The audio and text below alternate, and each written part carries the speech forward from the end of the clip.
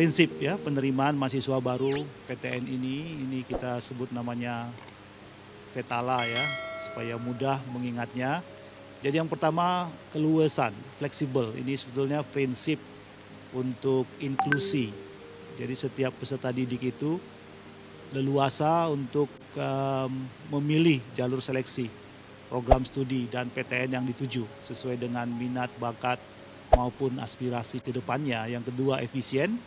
Kita ini didorong untuk menggunakan sumber daya secara optimal sehingga sinergi kerjasama di antara semua PTN, IAIN, Politeknik itu terjalin dengan baik, transparan, ya, terbuka, dan pelaksananya diakses secara mudah ya. Dari setiap informasi akan diberikan sehingga para calon, orang tua, masyarakat bisa melihat secara rinci dan adil tentunya di sini. Tidak membedakan ya suku, agama, ras, golongan, dan juga adanya afirmasi kepada masyarakat yang kurang mampu secara ekonomi. Kita juga menggunakan prinsip larangan berkonflik. Di sini khususnya konflik kepentingan ya, dan yang terakhir adalah akuntabel sesuai dengan prosedur dan kriteria yang jelas. Nah, adapun fungsi dan tujuan. Nah, untuk tujuannya yang pertama ini mempersiapkan, mengelola dan mengolah data calon mahasiswa untuk bahan seleksi jalur SNBP dan SNBT untuk rektor PTN. Yang kedua adalah melaksanakan ujian tulis berbasis komputer UTBK dan menyampaikan hasil UTBK kepada peserta dan rektor PTN. Dan dua tujuan pertama adalah fasilitasi PTN untuk memperoleh mahasiswa atau calon mahasiswa yang terbaik ya, berdasarkan prestasi akademi atau non-akademi dan prestasi lainnya melalui jalur SNBP. Dan yang kedua adalah untuk berdasarkan hasil UTBK, ujian tes melalui jalur SNBT. Ini adalah fungsi dan tujuan. Nah, hal yang berikutnya yang kami akan sampaikan adalah jalur seleksi dan kuota tahun 2025.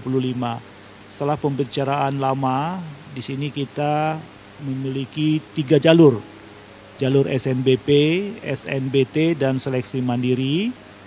Untuk jalur SNBP, yaitu seleksi nasional berdasarkan prestasi, kuota yang disediakan oleh PTN, BLU, dan PTN Satker adalah minimal 20%, Bapak Ibu sekalian. Sementara untuk PTN BH minimal 20% juga. Jadi sama di sini ya. Nah, sementara SNBT ada perbedaan, yaitu seleksi nasional berdasarkan tes minimum 40% untuk PTN BLU dan PTN Satker. Sementara PTN BH itu lebih kecil ya, minimumnya itu 30%. Yang terakhir adalah seleksi mandiri.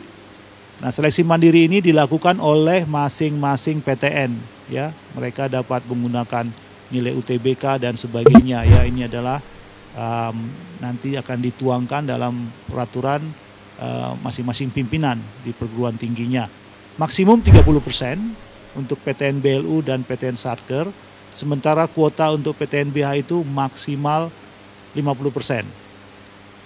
Yang terakhir Bapak Ibu sekalian adalah tentang tanggal-tanggal penting. Nah, jadi hari ini peluncuran ya Pak Ketua Umum ya. Jadi Pak Edward hari ini peluncuran ya untuk tanggal 11 Desember. Kemudian akan diumumkan kuota sekolah itu 28 Desember 2024. Kemudian ada pengisian pangkalan data sekolah dan siswa. Nah, ini juga udah dilakukan beberapa perbaikan ya. Kemarin juga ada simpang siur informasi ya tentang pilihan-pilihan untuk siswanya ini. Ini tanggal 6 sampai 31 Januari 2025. Jadi langsung setelah libur Pak ya.